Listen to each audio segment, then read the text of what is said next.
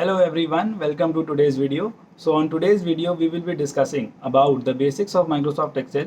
So this video will be highly useful for people who are working in some data related field or want to start their career or switch their career to data analytics roles.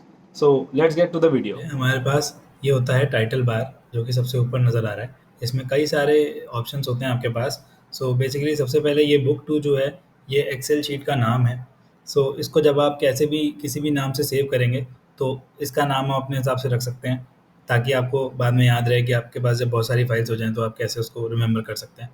Then moving on, this is the auto save button which saves you from the loss of data. अगर Excel crash हो जाती है या power supply चली जाती है किसी भी कारण से, अगर आपका सिस्टम बंद हो जाता है या आपकी एक्सेल क्लोज हो जाती है, तो उस सिनेरियो में आपके डेटा लॉस को, आपके किए हुए काम को बचाने के लिए ये ऑटो सेव ऑप्शन बहुत काम में आता है। And similarly we have the save option कि आप मैनुअली खुद से जाके भी सेव कर सकते हो फाइल को। सो ये टाइटल बार में कुछ फंक्शनैलिटीज़ होती हैं। Similarly you can minimise this window, you can basically maximize this window, you can close this window using all these three options. उसके बाद आता है हमारा ribbons. So these are particular ribbons जो कि आपके रिक्वायरमेंट के हिसाब से, आप अगर आप बाय डिफ़ॉल्ट इसमें ड्रॉ नहीं होता है, ये ड्रॉ मैंने खुद से कस्टमाइज़ करके खुद से निकाला हुआ है इस वीडियो में। सो ये भी मैं बताऊंगा कि कैसे करते हैं, बट अभी के लिए ये जानना बहुत ज़रूरी है कि ये कस्टमाइज रिबन्स होते हैं जिनके अंडर सारी फंक्शनैलिटीज़ होती हैं एक्सेल की, जिसके अंदर बहुत सारे टूल्स हैं। जैसे होम के अंदर अपने टूल्स हैं, जैसे फॉर्मेट प्रिंटर हुआ, फ़ॉन्ट का नाम चेंज करना है आपको, या फ़ॉन्ट का साइज़ चेंज करना है, फ़ॉन्ट का कलर चेंज करना है, तो वो सब आप इसमें कर सकते हो। इवन फ़िल्टर भी लगा सकते हो। सो ऐसे ही इंसर्ट फंक्शन है, उसके अंदर बहुत सारे फंक्शंस हैं जिसमें आप बहुत सारे चार्ट्स इंसर्ट कर सकते हो, बहुत सारी पिवट टेबल्स इंसर्ट कर सकते हो, एंड देन शेप्स इंसर्ट कर सकते हो। Similarly we have the draw function to highlight something inside the Excel sheet.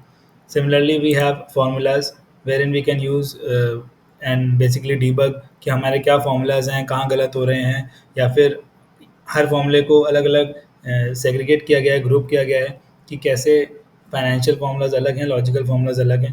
तो वो सब मैं आगे कवर करूँगा। Similarly we have the review tab wherein you can protect your sheet, protect your workbook. Basically, you can lock your cells as well. So there are multiple functionalities for these ribbons, and her ribbon के अंदर जितने भी tools हैं उनकी अलग अलग functionalities हैं। तो जैसे जैसे हम सीखते जाएंगे वैसे वैसे हम आगे बढ़ते जाएंगे, तो काफ़ी हेल्प होगा आपको बाद में। सो मूविंग ऑन, हमारे पास ये वर्कबुक एरिया है। बेसिकली इसमें सारा डेटा होता है एक्सेल का। So these A B C D E F are, these are all column names, and 1 2 3 4 5 6 are row numbers. So basically इसमें, इस एक्सेल शीट में एक कॉलम्स और रोज में स्प्रेडशीट बटी होती है, 2D में है ये। सिमिलरली इसका अगर हमें एड्रेस जानना है इस सेल का, तो इस सेल का एड्रेस A1 है क्योंकि इस सेल का कॉलम नेम A है और रो नेम 1 है। सिमिलरली अगर मैं इस सेल पर चला जाता हूँ तो इसका एड्रेस C5 है। So this is known as a name box. ये बेसिकली सेल का नेम बताता है आपको। देखो होवर करने पे आ भी रहा है नाम। तो C5 का मतलब है कि C कॉलम है और 5th रो है। सिमिलरली ये हमारे पास है फॉर्मूला बार। तो बेसिकली अगर हम किसी भी सेल में फॉर्मूला लगाते हैं या कुछ डेटा एंटर करते हैं तो वो यहाँ दिखाई देगा। सो लेट्स से मैंने, जैसे अगर मुझे कोई सेल के अंदर कुछ एंटर करना है तो मैं इसमें सीधा यहाँ पे कर्सर को लाऊंगा और टाइप करना शुरू कर दूंगा। दूसरा तरीका ये भी है कि अगर मेरे को माउस नहीं यूज़ करना है तो मैं एरो कीज यूज़ कर सकता हूँ और up and down the screen जा सकता हूँ इस शीट के अंदर। सो सिमिलरली अगर मेरे को इसके अंदर डेटा एंटर करना है, लेट्स से मैंने एम्प्लॉई आईडी, मैंने टाइप किया और मैं लेट्स से फॉर एग्जांपल 1 2 3 4 5 तक ही एम्प्लॉय आईडी लेता हूँ। फॉर एग्जांपल डमी डेटा बना रहा हूँ। डमी डेटा बेसिकली एक फेक डेटा होता है जिस पे आप प्रैक्टिस कर सकते हो। तो ऐसे कई सारे डेटा अवेलेबल हैं इंटरनेट पे। सो हम उनको यूज़ कर सकते हैं। तो बेसिकली आप ऐसे डेटा एंटर कर सकते हो, एंड देन आप जाके जैसे होम पे गए तो आप इसका फॉर्मेट चेंज कर सकते हो, इसका कलर चेंज कर सकते हो। जैसे अब ये कैलिबरी में है तो मैं इसको लेट्स से एरियल कर दिया तो इसका फ़ॉन्ट चेंज हो गया। मैंने इसको साइज़ चेंज करना चाहता हूँ तो ये साइज़ में बड़ा हो गया, राइट। मैं अंडू करना चाहता हूँ तो there is an undo option. ये अंडू फ़ॉन्ट यहाँ पर भी ऑप्शन होता है, और कंट्रोल वी भी प्रेस कर सकते हो जिससे वापस अब ये 11 फ़ॉन्ट पे आ गया। दोबारा कंट्रोल जेड प्रेस कर दूंगा तो ये वापस कैलिबरी बन जाएगा। सो ये आप अपने एक्शंस को अंडू कर सकते हो, रीडू भी कर सकते हो। जैसे आप अगर कंट्रोल वाइस पे प्रेस करोगे Ctrl+Y, तो ये वापस से एरियल हो गया।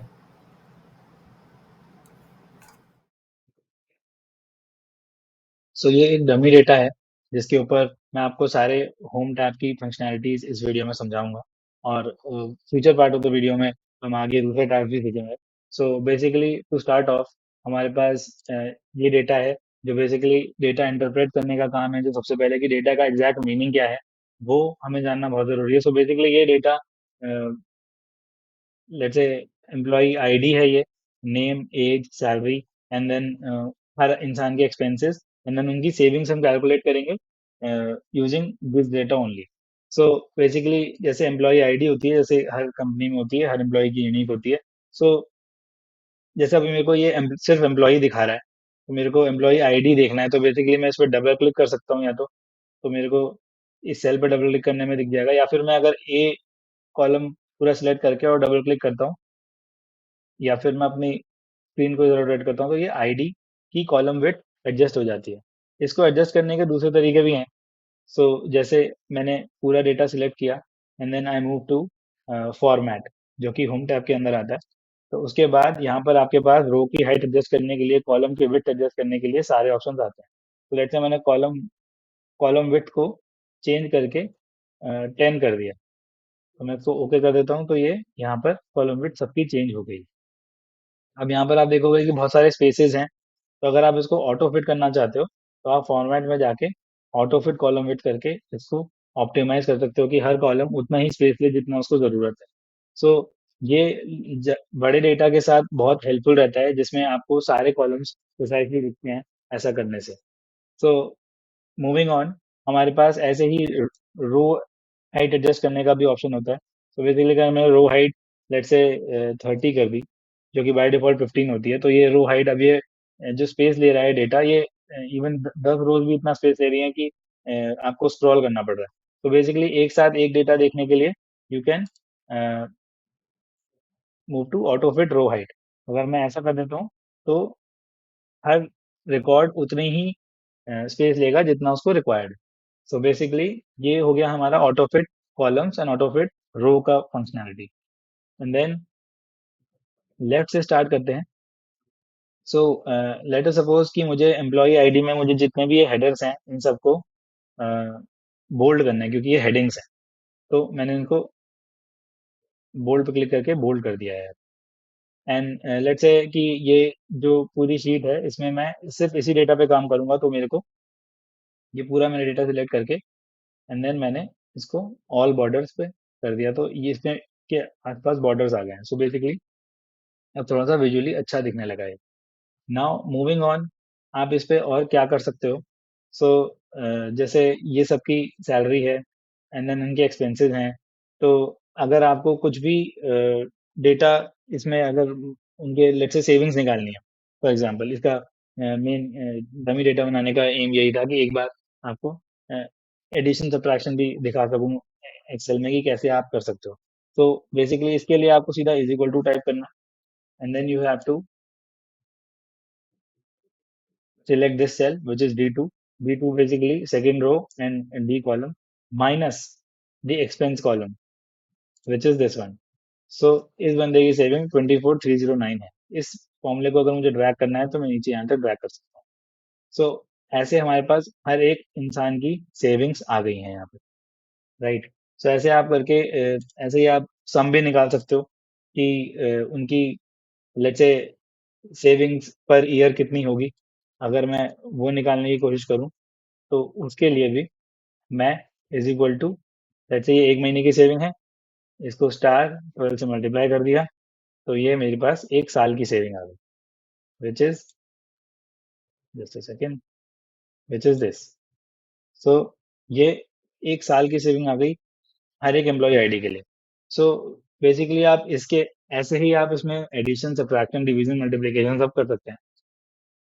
सिमिलरली इसको विजुअली थोड़ा और अच्छा बनाने के लिए, लेट्स से हेडर्स को मैंने बोल्ड कर दिया था, तो अब मैं हेडर्स को लेट्स से थोड़ा ज़्यादा 12 पे कर देता हूँ, और बाकी डेटा को ऐसे ही रहने देता हूँ। तो अब आप देखोगे कि थोड़ा सा ये ऑटो फिट नहीं हो रहा है, कॉलम्स के आगे जा रहा है डेटा। तो हम इसमें जाके फॉर्मेट से जाके ऑटो फिट कॉलम विड्थ कर देंगे, सो ये अब फिर से आपको दिखने लगा है। सिमिलरली इसमें आप ये फॉन्ट जो मैंने यहाँ से छोटा बड़ा किया है वो आप यहाँ से भी कर सकते हो, ए माइनस से। जैसे आपको अगर इसी शीट में आपको कुछ अंडरलाइन करना है अगर टेक्स्ट, तो आप अंडरलाइन कर सकते हो। इटैलिक्स में जाना है तो इटैलिक्स भी कर सकते हो उसको, तो ये थोड़ा और विजुअली अपीलिंग हो जाता है। एंड सिमिलरली जैसे आपका टेक्स्ट लेफ्ट अलाइन है और ये नंबर से, क्योंकि ये तो इसलिए राइट अलाइन है, लेकिन आपको अगर इसको सेंटर लाइन करना है, इनकी अलाइनमेंट चेंज करनी है, तो you can basically choose these alignment options, जिससे कि आपका डेटा अलाइन हो जाएगा और ज़्यादा विजुअली अपीलिंग अच्छा लगेगा। सिमिलरली मूविंग ऑन, हमारे पास ये टैब है नंबर का, जिसमें आप उनकी जो नंबर्स हैं उसको आप basically to the second decimal point या थर्ड डेसिमल पॉइंट तक ले जा सकते हो, एंड सिमिलरली वापस भी कर सकते हो इससे। And then let's say salary है तो थोड़ा सा अनरीडेबल फॉर्मेट में आ रही होगी, थाउजेंड में है, और ये नंबर सेविंग पर ईयर है तो और भी ज्यादा अनरीडेबल आ रहा है। तो इसमें आप क्या कर सकते हो, इसको एज ए नंबर जाने की बजाय मोर नंबर फॉर्मेट्स में जाके, करेंसी में जाके you can change it to let's say decimal places तो बता ही दिया, symbol you can select any one, USD, rupees, मैं रुपीज सिलेक्ट कर रहा हूँ फॉर एक्सप्लेनेशन से, और उसके बाद मैं उसको ओके करता हूँ। तो ये अब ये और रीडेबल हो गया, 34,439, अब ये मेरे को पढ़ने में ही आ रहा है। और अगर यही वाला फॉर्मेट, अगर ये वाला फॉर्मेट, इस सेल का फॉर्मेट मैं इसमें कॉपी करने की कोशिश करूँ, तो वो भी मैं कर सकता हूँ ये फॉर्मेट पेंटर ऑप्शन से। तो बेसिकली मैंने ये सेल सिलेक्ट किया हुआ है, उसके बाद मैं फॉर्मेट पेंटर पर गया, और उसके बाद मैंने यहाँ पर इसको कर्सर को दोबारा क्लिक किया, तो मेरे पास ये फॉर्मेट इधर कॉपी हो गया। तो बेसिकली अगर मुझे ये फॉर्मेट पूरे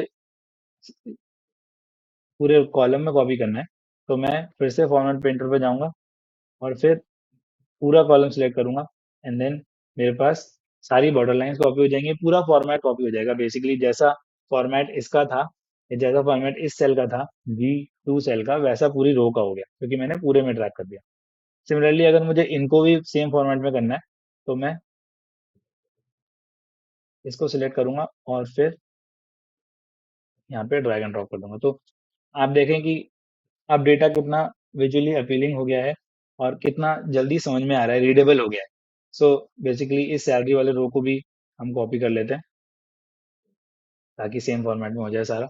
सो अब आप देखे होगे जैसे ये नाम जो है ये थोड़ा सा कट रहा है, कुछ कुछ नाम थोड़े से कट रहे हैं, तो फिर से आप इसको कंट्रोल A करिए, पूरा डेटा सिलेक्ट करिए, एंड देन इसको फॉर्मेट में जाके ऑटो फिट कर लीजिए, ऑटो फिट कॉलम विड्थ। तो अब ये डेटा काफी विजुअली अपीलिंग लग रहा है। सिमिलरली मूविंग ऑन, आपके पास जैसे अगर आपको डेट्स के साथ खेलना है, या आपको लेट्स से परसेंटेज निकालनी है, सो बेसिकली अगर मुझे यहाँ पर परसेंटेज ऑफ सेविंग्स निकालनी है, परसेंटेज ऑफ सेविंग्स हर एक बंदे की, तो मैं इसको पहले ऑटो फिट कर लेता हूँ, ताकि दिखता रहे कि मैंने इसको ऑटो फिट कर लिया। अब उसके बाद परसेंटेज ऑफ सेविंग्स निकालनी है, तो बेसिकली सैलरी की कितने परसेंटेज सेविंग्स है वो निकाल रहे हैं। तो वो निकालने के लिए सेविंग्स डिवाइडेड बाय सैलरी, तो ये ऐसा पॉइंट में नंबर आ रहा है। मैं अगर इस फॉर्मूला को नीचे तक ड्रैग करता हूँ, तो मेरे पास ये पॉइंट्स में नंबर आ रहे हैं, विच इज 0.70 का मतलब होता है कि 70%।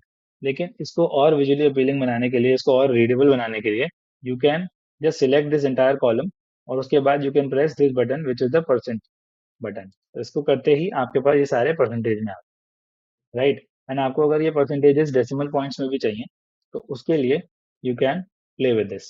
सो बेसिकली अब ये 2 डेसिमल पॉइंट्स तक आपको परसेंटेजेस दिखा रहा है, and if you don't want decimal points, तो आप इसको वापस से रीडू कर सकते हो। अभी के लिए मैं इसको ऐसे रखता हूँ। एंड सिमिलरली अब हमें चाहिए कि हम इसका बॉर्डर भी आ जाए, ताकि ये पूरा डेटा का पार्ट लगे, तो मैंने बॉर्डर भी कर दिया। तो अब ये डेटा हमारा परसेंटेज को भी केटर कर रहा है। सिमिलरली हमारे पास कुछ ऑप्शन होते हैं कंडीशनल फॉर्मेटिंग के। सो बेसिकली लेट्स से कि किसकी सेविंग ज़्यादा है, किसकी कम है, अगर मैं वो हाईलाइट करना चाहता हूँ, तो वो मैं यहाँ से कर सकता हूँ। बेसिकली मेरे पास डेटा बार्स हैं जिसमें ग्रेडियंट फिल होता है। तो अगर मैंने लेट्स से सैलरी वाले कॉलम को कंडीशनल फॉर्मेटिंग करने की कोशिश करी, एंड लेट्स से मैंने ये कर दिया, तो वी कैन इजीली सी कि ये 49,000 या 47,000 सैलरी इस सैम्पल स्पेस ऑफ डेटा में, इस सबसेट ऑफ डेटा में सबसे ज़्यादा है, राइट? सो ये मतलब over going from top to bottom आपको खुद से बिन ओवरव्यू देख के ही पता चल रहा है कि आपको ढूँढना नहीं पड़ेगा इसमें कि कौन सा ज़्यादा है, कौन सा कम। सो मूविंग ऑन, हमारे पास और भी ऑप्शंस होते हैं, जैसे हम इस टेबल को बैंडेड रोज भी कर सकते हैं, ताकि ये इस फॉर्मेट में नज़र आएगी इन फॉर्मेट्स में। सो अभी के लिए मैं ऐसा नहीं कर रहा हूँ, लेकिन अगर आप विजुअली अपीलिंग बनाना चाहते हैं डेटा को, तो आप ऐसे भी कर सकते हैं। And then similarly moving on to the cell styles, जैसे आपको अगर ये हेडिंग हाई बोल्ड करने के बाद भी थोड़ी सी और अगर किसी डेक में डालनी है या पीपीटी पावर पॉइंट प्रेजेंटेशन में डालनी है, तो उसके लिए you can move to this cell styles and basically style your headings. These are customized formats, templates that are being designed, themed cell styles, so which you can use. So ये हर colour में है, आपके theme के हिसाब से, आपके deck के theme के हिसाब से they can go. And if you want to highlight some cells like normal, good, bad, neutral, you can do that as well. So moving on, हमारे पास आता है insert tab. So basically this is use to insert rows, columns and cells within a data set. So basically अगर मैं चाहूँ इस पूरी रो को सिलेक्ट करके और इसके बीच में मुझे एक इंसर्ट रो और इंसर्ट करनी है, तो I can insert a row in it. So अभी मेरे को नहीं करनी है, इसलिए मैं कंट्रोल जेड प्रेस करके इसको अंडू करता हूँ। सिमिलरली अगर मुझे एक कॉलम इंसर्ट करना है, तो मैं कॉलम को सिलेक्ट करके इसमें इंसर्ट शीट कॉलम्स कर सकता हूँ, राइट? सो अभी के लिए मैं फिर से कंट्रोल जेड प्रेस कर देता हूँ। So this is how I can insert rows and columns inside my data, कि अगर कुछ मिसिंग है और मेरे को बीच में डेटा में कहीं एंटर करना है, तो आई कैन डू दैट।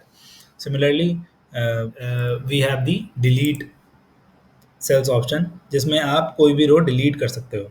बीच में से कोई भी रो जैसे आपने सिलेक्ट करी and then you want to delete this row, let's say, तो आप डिलीट शीट रोज पे जाओगे and then this row will get deleted and the conditional formatting will adjust itself accordingly. So ये ऑटोमेटिकली एक्सेल खुद से कर देता है, बहुत ही कमाल का टूल है। एंड देन अभी मेरे को ये डेटा डिलीट नहीं करना है, इसलिए मैं इसको कंट्रोल जेड कर रहा हूँ, सो ये वापस आ जाता है। सिमिलरली अगर मुझे कोई कॉलम डिलीट करना है, तो मैं डिलीट पे जाऊँगा and then delete sheet columns. So अब ये कॉलम ही डिलीट हो गया और दोनों कॉलम इससे रिलेटेड थे फॉर्मूले, तो इसीलिए ये हैशटैग रेफरेंस आ रहा है। जब भी आपके पास ये हैशटैग रेफरेंस आए, मतलब आपका कुछ ना कुछ फॉर्मूला में गड़बड़ है। सो अब उसको वो सेल रेफरेंस ही नहीं मिल रहा जिसको वो 12 से मल्टीप्लाई करे, which is why it is showing as hashtag reference. So इसको मैं दोबारा कंट्रोल जेड कर देता हूँ and we have the data again.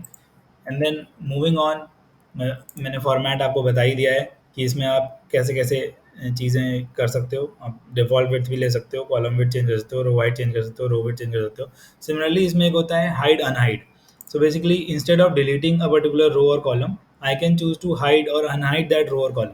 So let's say मैंने ये यहाँ पर रो 4 सिलेक्ट करी है and then I want to hide this row. So I will go to hide and unhide and I will then go to hide rows. So basically this will hide my row. So I don't have now employee ID 3. The entire row is hidden. So उसको दोबारा unhide करने के लिए मैं 2 और 4 दोनों को select करूँगा, इनके बीच में वो रो थी। Then I will go to format and then I will go to unhide rows and then I'll have the hidden row back. Similarly, I can do that with the column as well. So let's say ये column delete करने से आपके सारे formula बिगड़ गए, लेकिन आपको ये कॉलम नहीं दिखाना डेटा में तब, और बिना फॉर्मूला बिगाड़े। सो बेसिकली आपने ये कॉलम को सिलेक्ट किया and then you can go to hide and unhide and then you can go to hide columns. So basically वो कॉलम हाइड हो गया, ई के बाद एफ का कॉलम नहीं आ रहा है, यहाँ पे सीधा जी आ रहा है एंड आपके फॉर्मूलेज भी इंटैक्ट हैं। ये बेसिकली F2 से मल्टीप्लाई कर रहा है, ये F3 से, F4 से, F5 से, F6 से। सो ये आपके कॉलम्स इंटैक्ट हैं। बेसिकली इसको दोबारा से अगर आपको अनहाइड करना है, तो आप दोनों कॉलम्स को सिलेक्ट करोगे, then you will go to format, then you will go to hide and unhide and then you will select unhide columns. So आपका ये F कॉलम वापस आ जाएगा। सो बेसिकली ये फॉर्मेट टूल बहुत ज़्यादा यूज़फुल है एक्सेल में, और आपको विजुअली चीज़ें कैसे दिखानी है कैसे नहीं दिखानी है उस पर बहुत डिपेंड करता है कि आप इसको कैसे अपने रिक्वायरमेंट के हिसाब से यूज़ कर सकते हो। Similarly I have another option कि डेटा सॉर्ट करना और डेटा फिल्टर करना। सो बेसिकली सबसे पहले हम सॉर्ट के बारे में बात करते हैं। तो जैसे एम्प्लॉय आईडी से डेटा सॉर्टेड है, सॉर्टिंग का मतलब होता है कि इंक्रीजिंग टू डिक्रीजिंग या डिक्रीजिंग टू इंक्रीजिंग। अगर तो कोई कॉलम न्यूमेरिक है तो उसमें नंबर्स होंगे, नंबर्स आप 1 2 3 4 कर रहे हो तो ये असेंडिंग ऑर्डर हुआ, और डिसेंडिंग ऑर्डर हुआ उसका उल्टा, विच इज़ 10 9 8 7 6 5।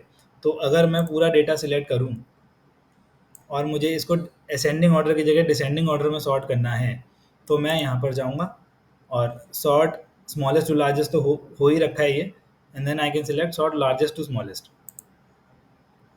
सो ये एम्प्लॉई आईडी से इसने सॉर्ट कर दिया, and then all the name age salary सब कुछ उस हिसाब से चेंज हो गया है, क्योंकि जो रैंक है उस हिसाब से चेंज हो गया है। सिमिलरली मैं कंट्रोल Z प्रेस कर देता हूँ वापस से वैसे ही करने के लिए डेटा। लेट से मेरे को इस पे फ़िल्टर लगाना है।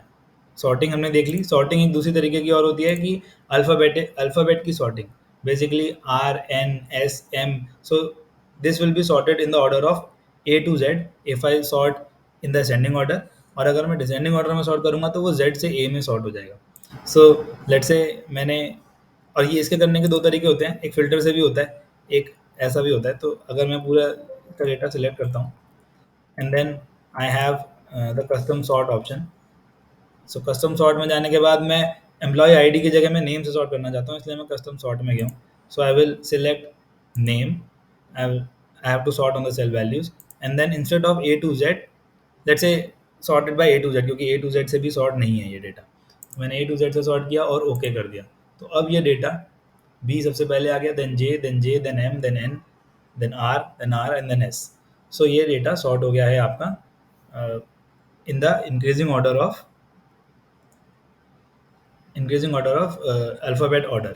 सो ये वैसे सॉर्ट हो जाता है, एंड देन सिमिलरली इसको मैं दोबारा से अनडू कर देता हूँ ताकि डेटा प्रोटेक्टेड रहे, and then we have the filter option. So filter option में what you can do is, जैसे आपने ये सिलेक्ट किया इसकी हेडिंग्स को, and then you go to filter, then you select filter, and let's say I want just the people whose age is above, let's say 40, so I can choose to manually select कि जिनकी 40 से above age है, 54 43 41, and then I can have all those data।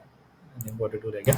So these are all people whose age is greater than 40, or else what I can do is I can clear the filter from age, and I can go to number filters, and I can filter for greater than 40. I will press OK, then I will have all those people whose age is greater than 40. Similarly आप salary पे भी ऐसे ही लगा सकते हो कि जिनकी salary 30,000 से ज़्यादा हो या 30,000 से कम हो, किसी भी कॉलम पे आप ये फ़िल्टर ऐसे लगा सकते हो। सो अभी के लिए मैं ये फ़िल्टर हटा देता हूँ, एंड देन इससे ही आप पूरी डेटा को सॉर्ट भी कर सकते हो। Let's say largest to smallest मेरे को इस कॉलम से सॉर्ट करना है, एज के कॉलम से, तो मैंने लार्जेस्ट टू स्मॉलेस्ट पे क्लिक किया, and then I have the age sorted in the decreasing order. So the first record is 56, the second record has the age 54, the third record has the age 43, and so on. So ये आपकी decreasing order of age में हो गया है। Similarly आपको अगर increasing order of age में select करना हो तो you can use, again you can sort the data accordingly. So ये आपके डेटा मैनिपुलेशन और डेटा रिक्वायरमेंट के हिसाब से डिपेंड करता है कि आपको कैसे क्या करना है। You can play around with this sheet, And that brings us to the end of today's episode. So if you like the video, hit the like button and subscribe to our channel for more such videos. Thank you for watching, and I will see you soon in the next video.